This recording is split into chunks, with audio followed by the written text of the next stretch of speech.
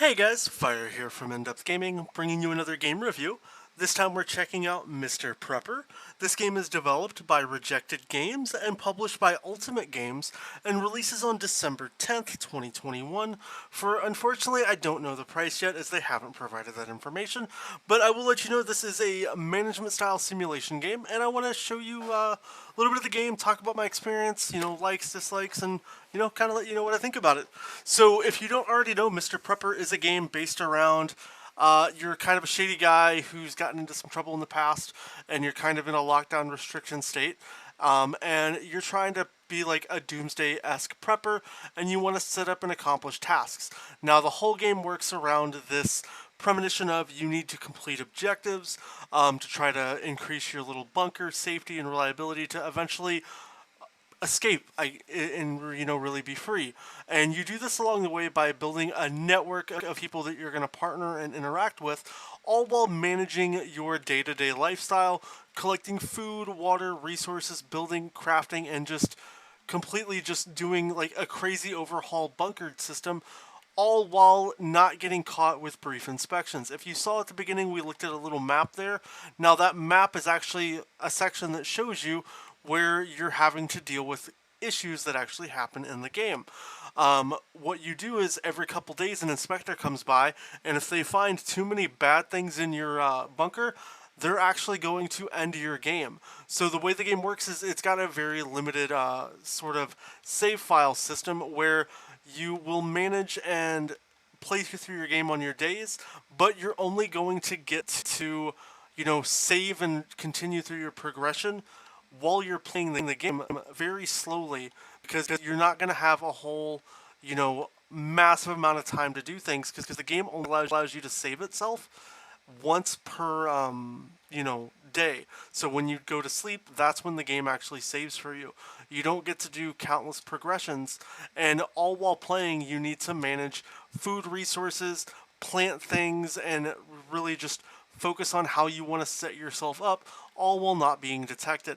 Now, when they do your inspections, you can hide like your underground areas, but if they start to detect basically any contraband that you're not allowed to have, they're going to go after you. And, they don't come after you in any sense of just you fail the inspection and you die. Well, you don't die. You lose the game, you kind of get arrested and you go to jail. But the premise is you can die in this game. When you're doing quests, there's going to be things where you might have to go encounter and fight wolves or dangerous animals and stuff. And that becomes a big management style game as you're having to be very cautious and careful while you're playing, all while just working and deciding, is going after resource XYZ worth my time and effort.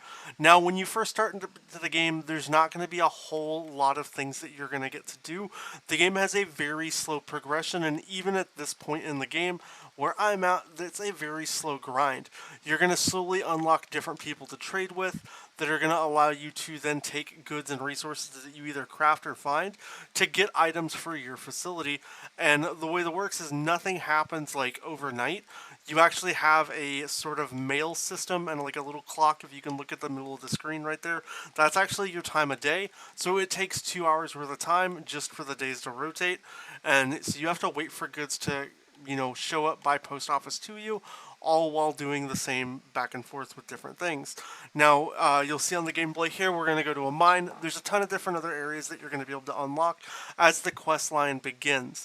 There's this sort of character that you're going to start collecting things from books that walk you through how to explore and make like weaponry, down to he's going to want you to start getting Geiger counters and crazy, like sketchy, like nuclear type things that are slowly going to be the main quest line that helps unlock the game and gives you options to do. As far as things to do in this game, like I said, it is a very slow paced game, but there is a lot to do in this game. You're not going to really find yourself getting too bored too often. As far as just the amount of content that does get presented in the game, it's constantly going to be, keeping you on your toes, and you're going to have to really like figure out what to do while you're playing. Now, anywhere you go in this game, there's a chance the game could kill you, so you have to be super cautious. Like, making decisions. Is it worth exploring? Are you going to run out of energy? Do you have enough energy to do what you need to do? And things like that. There's always things that you're going to be able to find and explore, and a lot of the times revisiting certain areas is honestly very good for you to do. And sometimes there's going to be areas that aren't really worth your time going to. As far as the achievements, the game is not going to be an easy completion. There's achievements for doing specific tasks, crafting certain things, and also lasting days. Now, an average day in the game will last you anywhere between probably 5 to 15 minutes, and there's an achievement that asks you to play this game and get all the way to day 365. Now, I don't know about you, that's a lot. So it's going to take a lot of time to get to. But, this is a game that I think you can easily just pick up and play at a kind of casual basis. So it's definitely like a nice little, go at. And as you can see here, like one of the things that we can unlock is this ability to have this mining machine that's going to slowly start to get us our own resources. So that's definitely, a nice thing about the game, and it'll, start to get you stuff for you to advance. And then a lot of the other quests, like the early on parts of the game, are going to have you doing things from exploring woods and doing little tasks for, sweet little old ladies, and then, just varying from there. And you're going to meet all kinds of characters. Some people that are going to be super friendly, and you can just walk into their house and take things, and other characters that are just going to be super sketchy you and not really want anything to do with you. Now, one thing I will say is anytime you visit an area, and especially if you're worrying about food or stuff, like my experience, people really don't care. You can rob right in front of them. So if you visit people's houses and find opportunities, take their basic resources. Don't skimp out and miss on those. It's definitely something that I didn't notice in early playthroughs, and as well as your house. Like, make sure you're checking things in the beginning because you're going to have opportunities to find cans. I'll show you right here. If you look in here, you're going to find cans and stuff up here, and also in your various chests and stuff. Make sure you pick up these items because they're going to be items here that are actually going to help you and probably give you a little bit of a leg up early on the game. And then a lot of the main things you're going to be focusing on is constantly make sure you're gathering water, make sure you're paying attention to any items that you can pick up, and then also adjusting your inventory as need be. Make sure you're not storing anything in a open to obvious space that might get you in trouble. So make sure that when you are dealing with, your inspections, you are being very mindful of what you have going on and what you can and can't deal with. Because those inspectors will not be happy if they find things that you really shouldn't have. Now, when you're playing with your energy, you can eat basically to fill up your hunger bar, and then you can take periodic naps throughout the day, and then that's just going to kind of lead your progression as you finish and reset. You get X amount of energy, you can manage naps, you can not manage naps, and you don't really have to figure out how you want to micromanage your time to complete the game. Overall, as far as anything visually, I think the game's okay. It's nothing too over the top, but like it feels good. It feels like almost like what Fallout Shelter could have been if it wasn't just so point and click time based. Instead of you waiting and idling for things to complete, you're actually just doing all those manual tasks yourself. So you really feel like a sense of, you're keeping your character alive and you're trying to really, pass those inspections and not get in trouble. And you are in a hungered situation or don't have a lot of food or need to really change up your game plan, you really feel that, oh man, my guy's gonna die. I need to make sure I'm doing this. So you could have plans to complete those tasks you see in the top right corner, and those could quickly change very easily as you don't have, what's needed to complete even the basic simple tasks while you're playing the game.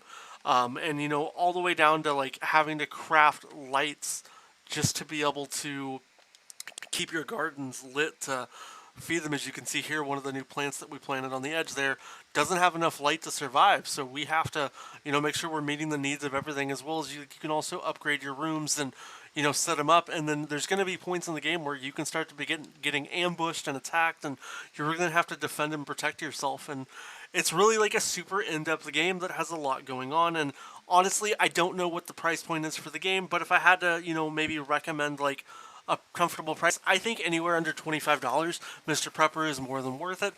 Definitely worth picking the game up. If it's over 25, I'd probably recommend waiting for a sale. But overall, though, I think this is a great, fun, casual game that you can kind of play at your own pace. You don't have to feel that you need to, be gung-ho going 24/7. And it's a nice, just briskly, I could pick the game up for 15 minutes, play it, and then drop it. And then, you feel like you can come back to it without having to, have too much memory and really figure out what you're doing.